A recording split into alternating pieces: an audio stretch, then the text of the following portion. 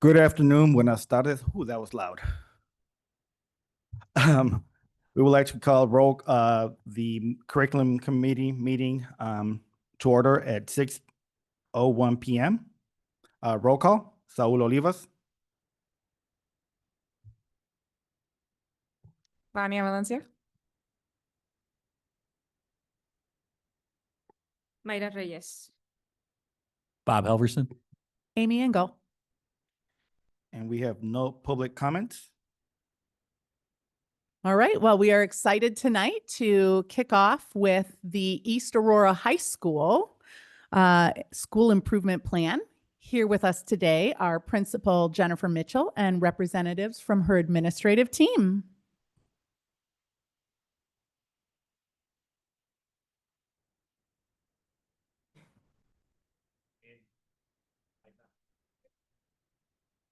Hello. Oh, there we go. Now we got it. Okay. Good evening, Dr. Halverson and the Board of Education. I am Jennifer Mitchell, the principal of East Aurora High School. I have here with me my team, my two associate principals, Kevin Martin and Francisco de los Santos, and then our two assistant principals, Carla Williams Stokes and Jackie Stone.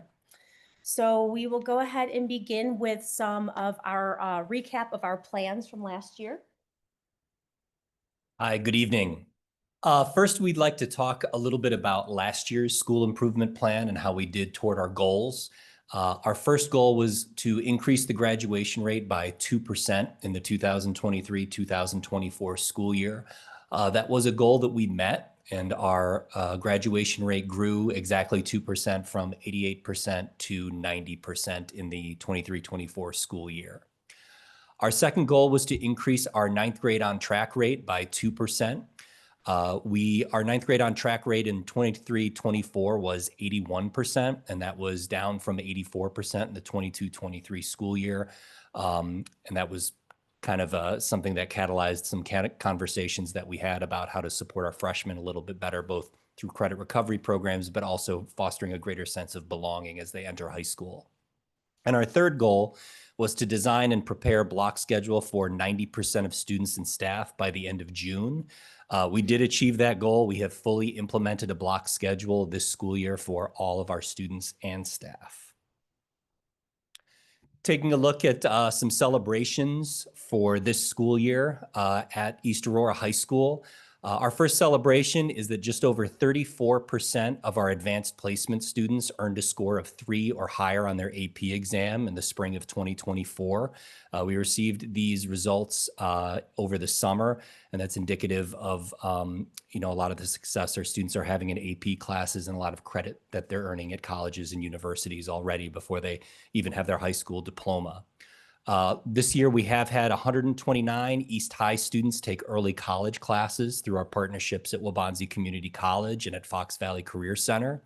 We had 426 students take dual credit courses as well.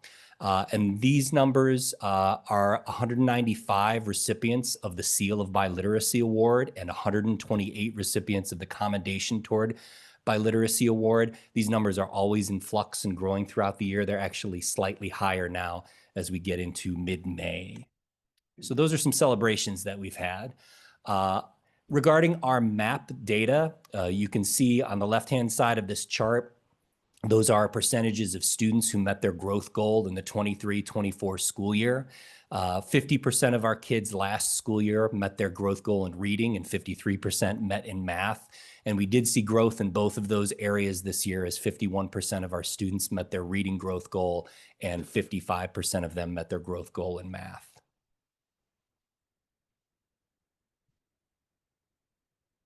Good evening. So we'll talk about our first goal, which revolves around educational equity. And the goal reads East Aurora High School will experience a decrease in overall referrals by 5% in the 2024-2025 school year. And just to put that into really clear terms, that means in 23-24, we had 6,156 students encounter with our disciplinary process. And so in order to reach that goal, to decrease by 5%, that means this year's referrals will have to be fewer, 5,848 or fewer. And as of April 28th, we were at 4,454 referrals, which means we are really on track and exceeding that 5% decrease by 5%. To achieve those ends, we've been really intentional about analyzing our existing data so that it helps us to better understand why students were coming into contact with the discipline system in the first place and what some of those underlying issues were that were triggers for our students, and how we could better prepare our teams to engage with them so that they could achieve some successful ends. We increased our communication with parents and improved our collaboration with parents as well, because we needed parents to feel like they were part of their students' educational team and that we all have some owners in our students' educational journey. We've also been extremely intentional about rewarding our kids and showcasing students who show up every day and who are able to make good decisions, hoping to incentivize other students to make those same good choices. In the photo, you will see one of our deans turned department chairs in a classroom where he presented students with certificates who either improved with their attendance, who had improved with behavioral discipline referrals, or who had shown academic progress. Lastly, we were better able to utilize our student support teams to look at some existing data also about students who were coming into our building. So we used some feeder school data to determine how students kind of envisioned themselves and where we would be able to meet them at their place of need as they entered our building, and then also be able to provide our existing students, upperclassmen, with substantial support, either in the group setting or in the individual setting.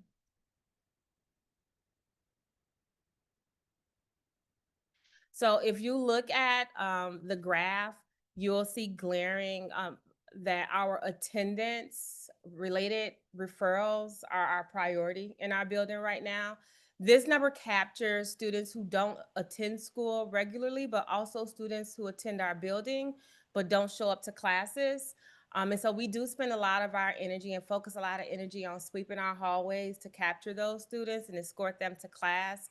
And then also working with their parent or parent system to really help us push the narrative of the importance and the value of being inside of your instructional setting. Overall, our referrals have decreased.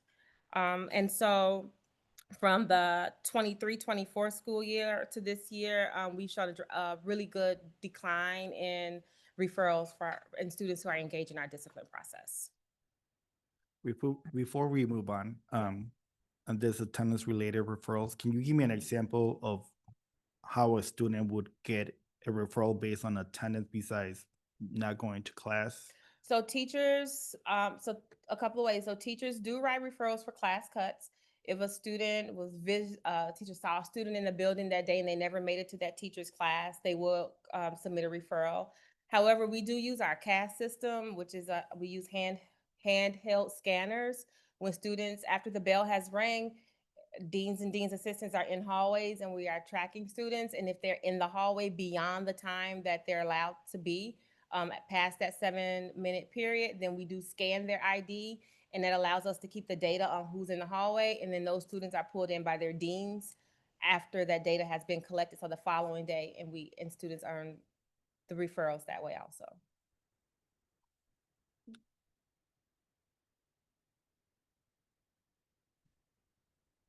Okay, our next goal is focused around attendance. This addresses our district pillar of operational excellence.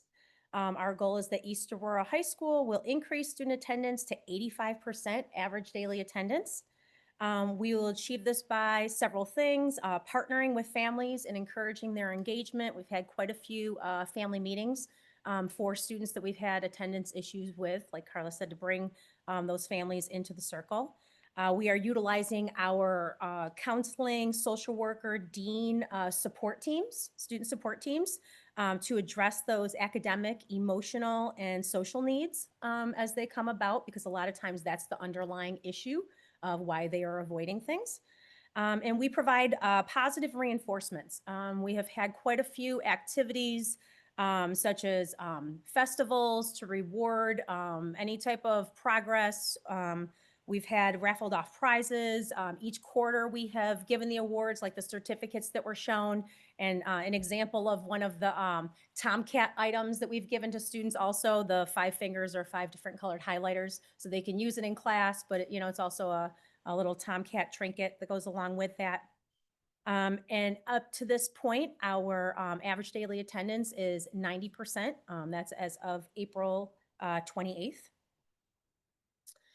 And then the photos here are just a couple of our events. We have held, beginning of the year, we held some tailgating parties before the home football games to give students something to engage in that time between after school and when the home football game begins. This is a raffle that we had given off to families at the East-West football game.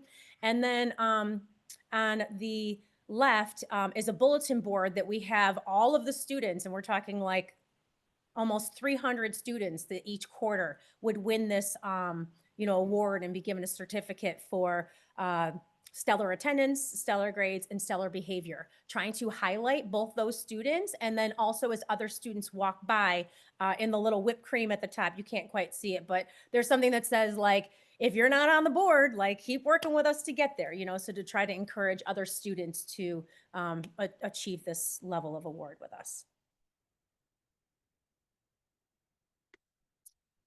Okay, our next goal is Freshmen on Track, which addresses our pillar of student achievement. East Aurora High School will increase the Freshmen on Track rate to 87%. As we had said last year, we did not meet our Freshmen on Track rate. We went and reviewed a variety of different things and have made some adjustments this year to really try to target in on our freshmen, because that transition year from 8th grade to high school is a big one. It's a big change. It's a big scene setting. So really trying to add some additional layers to support those students as they come in. We added what we call Freshman Connections. It's a school leadership team subcommittee. It's a group of teachers and other various supporting staff members that have really focused in on supports for our freshmen specifically. Our freshman orientation was very robust this year, and we had a great turnout. More than half of our freshmen turned out for the freshman orientation, which has not always been the case in the past. And then we provide additional supports to students as they need it. We have after-school tutoring. We have Algebra 1 Boost as one of the offerings opposite of lunch. And then our graduation coaches have focused in on some specific freshman classes to provide unit recovery. So before the student actually gets to the end of the semester and fails the class, they can recover the unit along the way as we see that they are struggling. And then for the students that do end up, having failures, we have increased our recovery options for freshmen so that it's not just all focused on seniors, but trying to get them on track early on. By the end of first semester last year, our freshman on track rate was at 81%, because we don't have the full school year to the end of the year.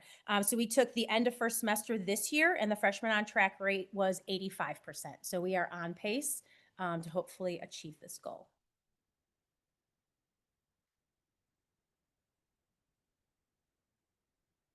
Thank you. Continuing with goal number 4, by June of 2025, and at the end of summer school, we would like our students, we're shooting for the 91% graduation rate. If you look at last year's graduation rate, we were at 90. At the end of first semester this year, we're at 83. So that's we're there. So hopefully we'll continue, and once summer school is done, we would have achieved that 91%. Here are some key intentional practices that to help us achieve this goal. As one of them is identify key baseline data. So we have a plethora of data that we use, chronic absenteeism, attendance, DNF reports, AP scores, ACT, SAT scores. Then we create or prioritize those tasks accordingly. So we use that data, and then we just get very intentional about what tasks we're going to that fit that data. We also use school monster rosters as school-wide, properly identify students based on the credits in graduation year and determining on track status. We have a wonderful group of counselors that use a variety of data sources to assist students with college and career planning. to ensure students will meet their graduation requirements. We use things like courses. We're tracking every course that is required course, FAFSA, ACT, and other things that we use to make sure our counselors have all that information for the college and career planning. Also, counselors develop and use a monitoring system monthly to ensure that, again, that they are monitoring the students as they're progressing through their course completion and or recovering courses. We also utilize attendance data to identify students who are in need of additional supports and interventions. Again, throughout our student support teams, these are the groups that really hone in into monitoring the students and offering those supports and interventions. This year, we're happy to be part of the WestEd partnership. Our admin team has worked closely with the WestEd coach to analyze this year's school improvement plan and really focus on the goals for next year as well. So again, we started a little bit towards the middle of the year, making sure that our school improvement plan is going to be focused for next year. So we're very happy to have WestEd in our schools, in our school in particular. Through this work, the leadership team has implemented protocols, templates, structures for our work. They have also helped to develop our team's guiding principles to drive these areas of focus. This concludes our presentation. If you have any questions or comments, our team will take those right now. I have a quick question. When it comes to the freshmen on track here, I see the involvement with the counselors and students and the school staff. How do we involve the parents if a student gets off that track? Similar to our approach with attendance and the behavior, we bring those parents in to have some meetings. We bring the parents in for collaborative meetings with each of the members of our student support team, the social worker, the dean, and the counselor. Between those three and their student support team, that covers the academic, it covers some of the social emotional, the other underlying issues, and really try to talk to the parents about what the underlying issue is that's causing students to be successful. Sometimes it can be things at home, sometimes it's the big environment. There's a variety of different things, but we try to flush that out and come up with a plan moving forward. Okay. No, And in just less than 2 weeks, we will be at NIU. I shamelessly took that selfie at graduation last year, but it really is an exciting event. So I look forward to seeing all of you there. Thank you. Principal Mitchell and team, I just want to say thank you very much for the presentation. Great job. Thank you. And I know that Principal Mitchell was just setting her stuff down and coming back because she's on again with me. We have a course revision, not exactly a new course proposal, but a course revision to discuss for the upcoming school year related to our existing 0-hour PE. Ms. Mitchell and Mr. DeLamar were going to share more about that proposal. Yes, thank you. Hello again. And Mr. DeLamar is our division chair over PE, health, and driver's ed. So I asked him to come up in case there's any questions that he can better answer. So like Dr. Engel said, this is not a new course. We're going to follow the same curriculum as the other PE courses, but this course specifically is offered during 0-hour. We wanted the naming to be a little bit different so that students are aware that this is available during 0-hour, which is different from their normal PE class that would function during the day. We also wanted to adjust the structure of this class a little bit. It is early on the morning, and we wanted to be able to offer our students to be able to come on site 2 days a week to engage in class, but on the other days, they would get more like choice and voice of what they want their workout to look like. So the teacher will provide a bunch of examples of different workouts that can happen. Beginning of school, she'll have them come in more regularly and set them up. They'll have heart monitors. So as they engage in activity, it will measure their heart rate to show that it is going up and they're getting, you know, a little cardio going, and then they'll track their data and they will submit that to the teacher. So on some days they'll be there and be able to get on-site support, and on other days they'll be able to select what the workout and exercise is that they are most interested in and would most like to engage in. And then in terms of the objectives of this class, it's similar to other PE classes. But again, we are offering, it is going to be physical activity and fitness, but we are going to have a data analysis piece with it.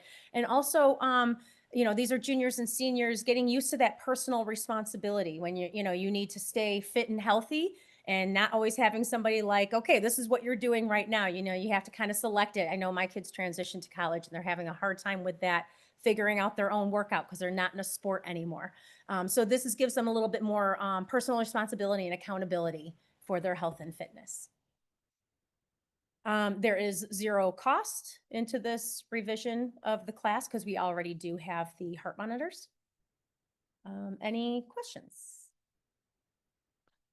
Ms. Mitchell, if a student was in a sport, would that count towards it? So if they're at a practice and they were wearing their heart monitor, would that work towards it if it was a different time of day? Mhm. Okay. Thank you so much. Okay, thank you. Yeah, Flex PE is happening across the state of Illinois and with lots of success. So I'm so excited to hear about our own students having the opportunity. Next up, joining us is Dr. Rita Guzman, here to talk about Heritage and AP Spanish curriculum pilot results and the recommendation for the upcoming school year. To speak. Could you go back one slide? Sorry. I'm here as an update to the Heritage and AP Spanish for curriculum pilot results and recommendations. So this is a follow-up from the first presentation. At the stage where we're at right now, we're at the feedback analysis and recommendation from teachers, students, and the vendors. We collected teacher priorities, and that's how the rubric was developed. And we just collected feedback on the resources that were the final selection to pilot. The final vendor options to pilot for AP Spanish was VHS, Vista Higher Learning, which is Temas and AP Spanish, and Savas AP Spanish. I'm making every word Spanish now. The final vendor option to pilot Heritage Spanish was Vista Higher Learning, VHL, and Savas again, with Auténtico. The final results based off the feedback was Vista Higher Learning for AP Spanish and for Heritage Galeria.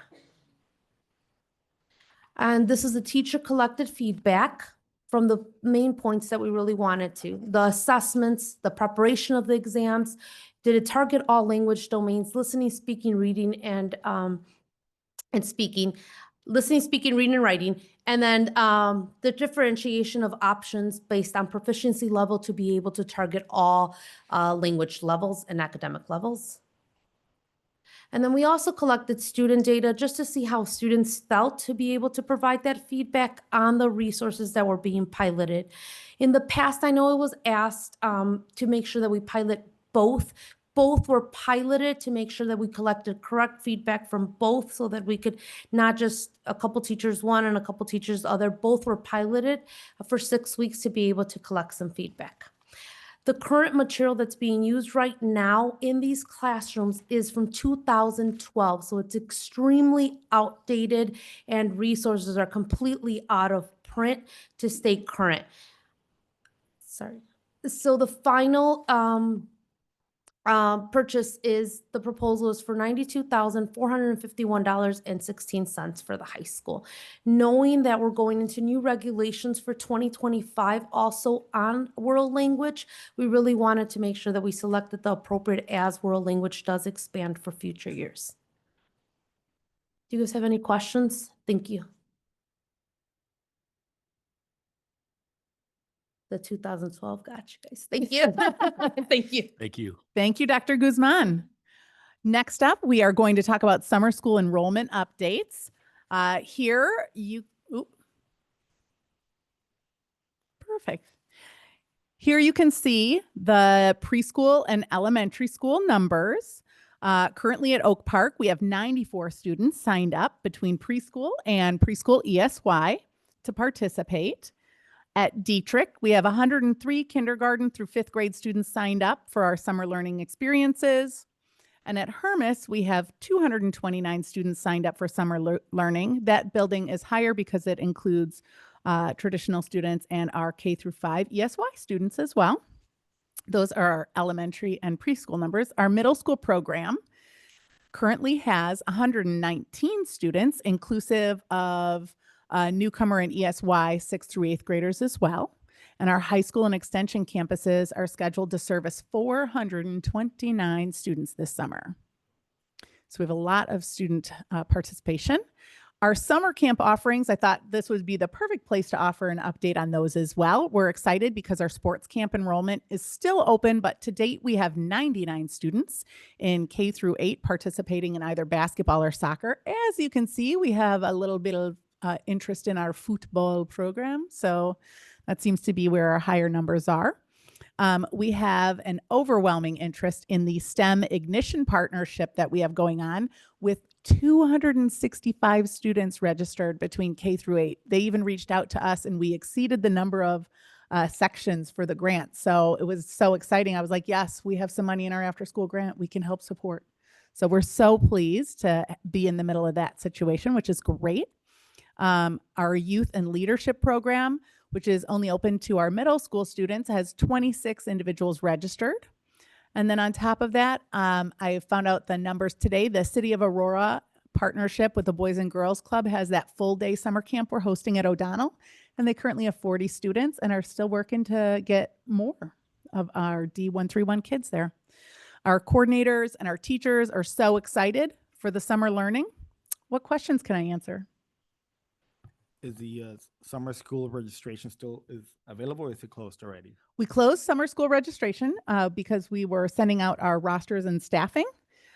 So if there's a particular concern, we're always open to hearing from people, but right now we have closed that so we can plan ahead for them. All right. Next, I want to share with you about our university summer programming.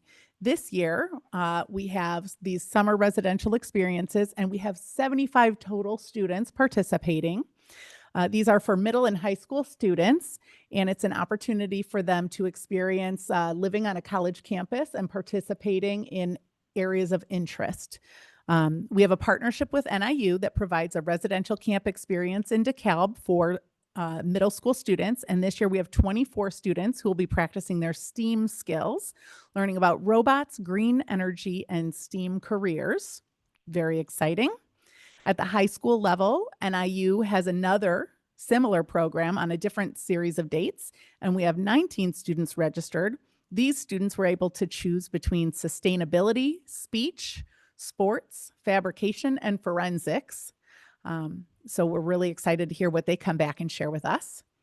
At the University of Illinois, they have a summer youth music camp. We've sent students to this previously. This year, we have 18 students attending the residential camp, and these individuals will participate in targeted band experiences geared to strengthening their practice with their specific instruments and then coming together to perform as a summer band.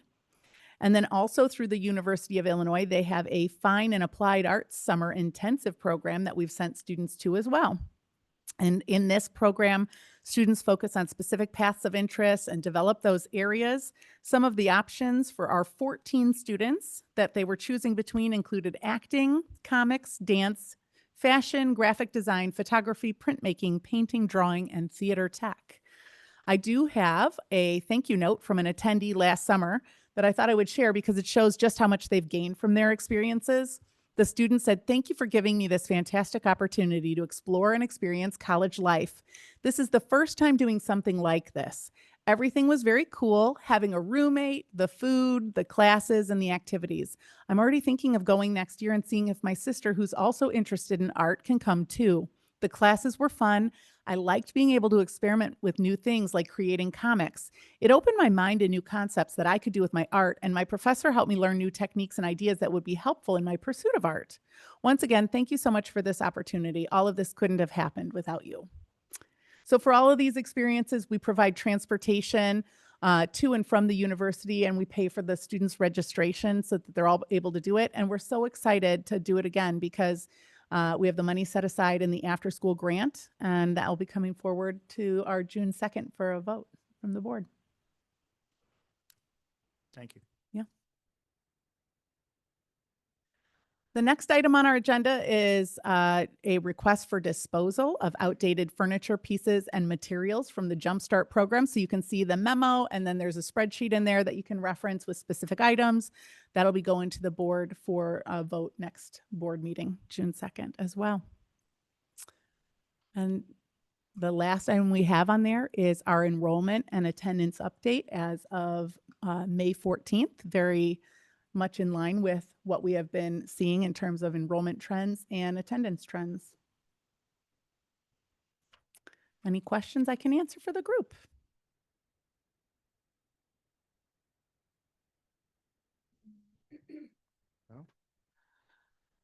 Our next meeting, I have on my agenda for July 21st at 6 p.m. here at the Administrative Center.